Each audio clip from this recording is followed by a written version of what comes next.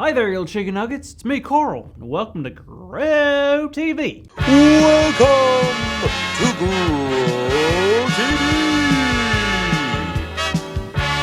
Hosted by Carl, where we have fun with our friends, talk about Jesus, and go over everything the Bible has to offer. Now, once again, welcome to Grow TV. What is up? How's it going? What it do? Just kidding, seriously. But what's up? Do you know what this is? It is a priceless family heirloom. Apparently this belonged to my grandpa, and his grandpa, and his grandpa's grandpa. But you know what the coolest part of it is? It's also a time machine. No matter what time of the day it is, as long as I tap this here time device, it always brings me back to 3:15. Pretty cool, right? So guess what I do with my cool time clock? I went back in time and did something I always wanted to do. It ain't skydiving, it ain't bull riding, it ain't finger painting, and it sure ain't traveling back to Florida to teach everyone how to juggle iguanas. I don't do that anymore. No sir, no ma'am. I, Carl, Eugene, Ulysses, Patricia, Abercrombie, and Fitch Hooper have started a, drumroll please, basketball team. I started a basketball team. That's right, I'm basically like LeBron Jordan. Ha! Touchdown. TJ, what's up? Carl, what's going on, man? How you been? Really, really well. Like, really well. Super well, TJ. Well, I'm glad to hear that, man. So tell me, man, what's got you in such a good mood today? Well, I finally did it, TJ. Okay, so you did what? I did it. Carl, what'd you do? TJ, I did it. Carl, I don't know what you're talking about, friend. What did you do? I started a basketball team, TJ. What? I did it. So how did that happen? I thought you gave up on that idea last time. Well, it's funny that you should mention time because time is exactly what fixed everything. Carl, why are you talking in that I have a time machine that I use to go back in time to convince my friends to join my basketball team voice? Because that's exactly what I did. I have a time machine, and I used it to go back in time to convince my friends to join a basketball team. Right, but how did going back in time change anything? Well, I never asked my friends before, but this time when I went back in time, I asked them. So I found out that apparently one of my friends always wanted to be in a basketball team. So I talked to him and we got 4 other people to be part of a basketball team. Now we got a basketball team, thanks to time travel. Dude, yeah, congratulations. I mean, I do have one question though. What's that? Well, basketball teams are made up of 5 people, right? Sure. You just said you had 6 people. Sure. So... What? Looks like you have one too many people. Oh no! I have too many people. This ruins everything. Now I have to choose between Garrett and Dave. Well, maybe. But I think our story today may be able to help you out. You sure? Absolutely. Let's take a look at Acts chapter 1. So you know how there were 12 disciples, right? Judas left, right? Exactly. So there was only 11 now, and the disciples needed to add one more disciple. Oh, so they just picked one person, right? Well, you see, it wasn't that easy. They had 2 different people who could take the spot, but they could only choose one. Oh wow, that's kind of similar to the situation I'm in right now. Yeah, the disciples, they were a team. So they decided to pray to God for the answer, and then they did something to help them make the decision. A coin toss? Not quite. They cast lots. What does that mean? It was a way for them to make a decision without any of them playing favorites. Oh, so they found out who it was going to be? They knew either of them would be a good fit for the team. Oh, so they found out who it was going to be? They did. It was either going to be a man named Matthias or Barsabbas. And after they cast the lots, it was decided that Matthias would be the new disciple. Good for him. Matthias made the team. I'm kind of sad for Barsabbas, though. Because he didn't make the team? Yeah, and that's what I'm scared of with my basketball team. I don't want to hurt anyone's feelings. Well, I have some good news for you, Carl. Barsabbas made the team too. But you just said... I know. But when it comes to being on the team for Jesus, everyone can be on the team. What do you mean? Well, even though Matthias was the 12th disciple, God still had plans for Barsabbas too. God needs everyone to be a part of the team because everyone can do something special. Wow, I guess you're right. So I can be a disciple of Jesus too? Absolutely. And you know what, Carl? Just because you have 6 people on your team doesn't mean that you have to get rid of any of them. I guess you're right. There's a lot of basketball to get played, and more importantly than that, God has a lot of work for us to do. So we need everyone. Exactly. And with our friends. And the Holy Spirit helps us do God's work. Hey, DJ! That's our big idea, buddy. Today's big idea is the Holy Spirit helps us do God's work. So let's say it out loud on the count of 3. 1, 2, 3. The Holy Spirit helps us do God's work. Yes! Yes!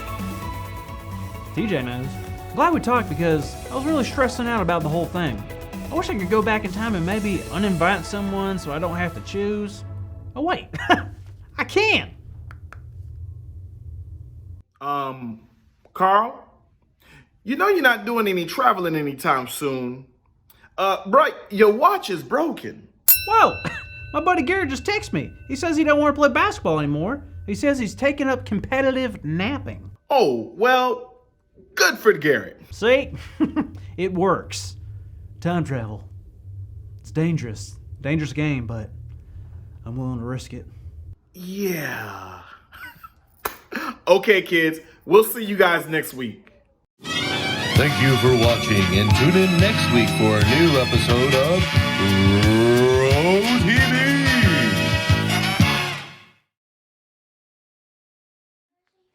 Who is the Holy Spirit? Well, I'm going to let you know who the Holy Spirit is.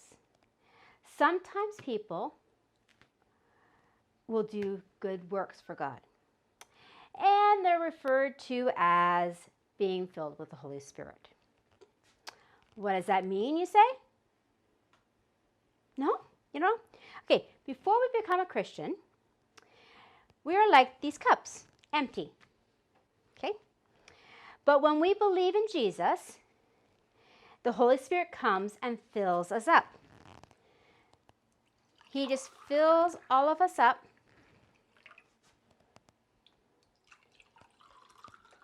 when we ask Jesus into our hearts.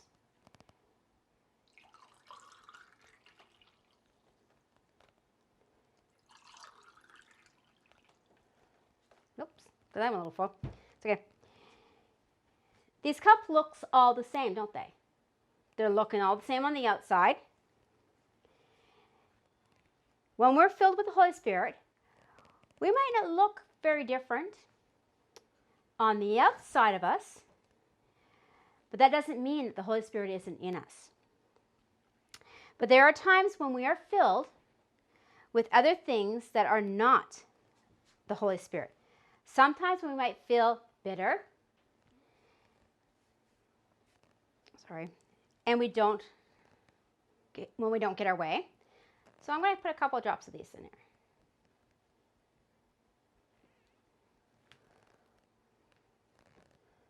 Okay.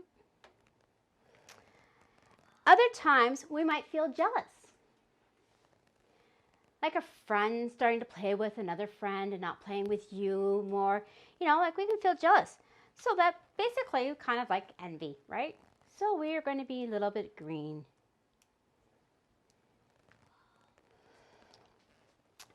And then there's when we are angry. We get mad, but sometimes we're so angry that we say things and do things that we don't mean.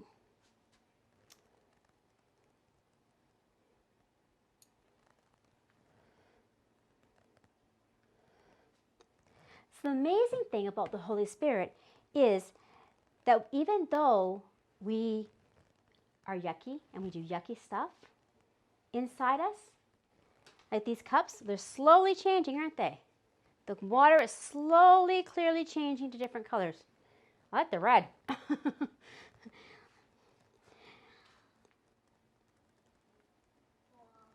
But we can ask God and ask God into our hearts, and the Holy Spirit will come in,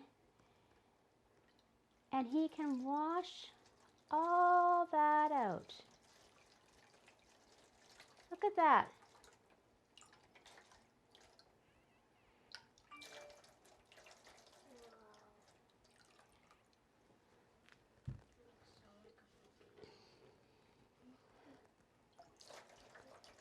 And when the Holy Spirit comes in, oh, the green's doing a really hard time.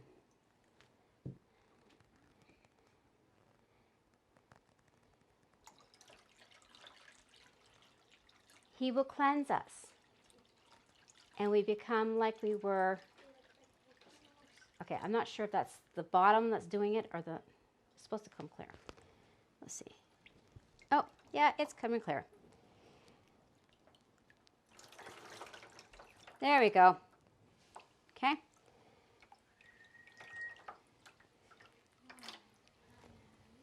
So the Holy Spirit cleans us and makes us like the outside was, like we were before. It cleans us, cleanses us through all the trials and times we've had.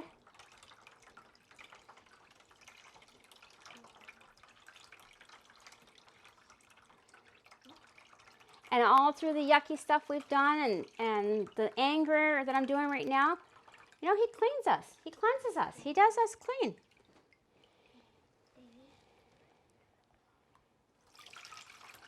And we become pure with him.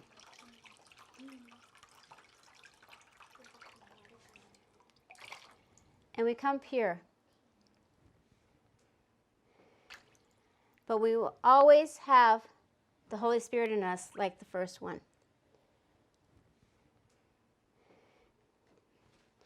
The Spirit helps us make wise choices, love others, and do God's work.